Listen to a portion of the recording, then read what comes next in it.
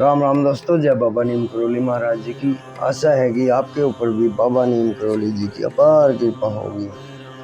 आपके घर परिवार में सभी कुशल मंगल होंगे, यही मैं प्रार्थना करता हूँ सभी देवी देवताओं से। सभी देवों का आह्वान कर रखा है दोस्तों, सभी की उपस्थिति में आज आपको मैं श्री शिव महापुराण का अगला अध्याय है, ये सप्तम खंड शतरुद्र संहिता। इसका अध्याय है किरात अवतार। इसमें अर्जुन तपस्या करते हैं और उनकी तपस्या से खुश होकर शिव भगवान जो किरात के रूप में अवतार लेते हैं उनके सामने प्रकट होते हैं भीलों के मुखिया के रूप में। तो इसे शुरू करते हैं किरात अवतार। व्यास जी के कहने पर अर्जुन ने शिव जी को प्रसन्न करने के लिए भारी तप किया। शिव मंत्र के प्रभाव से अर्जुन भारी प्रकाशमान हो गए। इससे अर्जुन को अपनी विजय में संदेह नहीं रहा। अब अर्जुन जब शिव जी की तपस्या करने चले गए तो पांडव चिंतित और दुखी रहने लगे। इस पर व्यास उनके पास आए। उन्होंने पांडवों को अनेक कथाएं सुनाई। उन्होंने पांडवों को बताया कि मनुष्यों को बहुत सी विपत्तियों का सामना करना पड़ता है।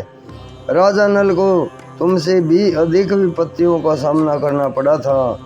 मनुष्य बाल्यकाल से ही मरणावस्था तक आपत्तियों का सामना करता रहता है। अतः इनसे छुटकारा पाने के लिए तुम्हें शिव जी की आराधना करनी चाहिए। अर्जुन के तप से जो तेज उत्पन्न हुआ था उसके कारण सभी जीवधारी दुखी होने लगे। तब देवराज इंद्र ब्राह्मण का वेश धरकर अर्जुन के पास आए। उन्होंने अर्जुन से पूछा, तुम यह तपस्या क्यों कर रहे हो अर्जुन? क्या राज्य प्राप्त करने के लिए ये तप कर रहे हो? अर्जुन ने उत्तर दिया कि मैं यह तप व्यास जी के कथनानुसार कर रहा हूँ। इंद्र अर्जुन के सामने अपने वास्तविक रूप में प्रकट होकर बोले, तुम्हें शिव जी की पार्थिव विधान से पूजा करनी चाहिए। तब अर्जुन ऋषियों की तरह एक पैर के तलवे पर खड़े होकर सूर्य की तरफ दृष्टि करके मंत्र जपने लगे। निर्बाध गति से ओम नमः शिवाय मंत्र जपने लगे। अर्जुन के तप से देवता भी विस्मय करने लगे। उसी समय मूक नामक दैत्य जो दुर्योधन द्वारा भेजा गया था भगवान शंकर का रूप धरकर अर्जुन के पास आया।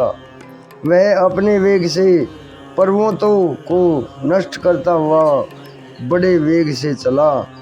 उसे देखकर अर्जुन ने सोचा कि कहीं यह शत्रु द्वारा भेजा हुआ कोई दुष्ट तो नहीं है। उन्होंने क्योंकि जिसे देखने पर मन व्याकुल हो जाए वही शत्रु हो सकता है। इसका आचरण भी इसकी दुष्टता को इंगित कर रहा है। तब इस प्रकार विचार कर अर्जुन ने उस मायावी शंकर पर बाण चला दिया। तभी अर्जुन की परीक्षा के लिए स्वयं शिव जी गणों सहित किरात का रूप रखकर वहां आए। वह कंधे पर तरकस धारण किए हुए थे तथा गणों के साथ भीलों के राजा बने हुए थे। वे भीलों की तरह ही बातें कर रहे थे। वे शूकर का पीछा करने लगे। वह शूकर पर्वताकार रूप वाला बन गया। अर्जुन के बाण के साथ किरात बने शिव जी ने भी शूकर पर बाण चलाया। शिव जी का बाण शूकर की पूंछ में और अर्जुन का बाण उसको पार करके पृथ्वी में समा गया। इससे शूकर मर गया। देवता बड़े प्रसन्न हुए तथा पुष्पों की वर्षा करने लगे। मरते समय दुष्ट ने अपना रूप प्रकट कर दिया, जिससे अर्जुन ने सोच लिया कि यह दुष्ट व्यक्ति था जो मुझे मारने आया था। दोस्तों, ये शूकर अवतार इसका अगला अध्याय है किरात। ये किरात अवतार है शिव भगवान का और अगला अध्याय है इसका वो किरात अर्जुन विवाद। ये बड़ा है, कल मैं आपको इसे सुनाऊंगा। अभी आज्ञा लेता हूँ।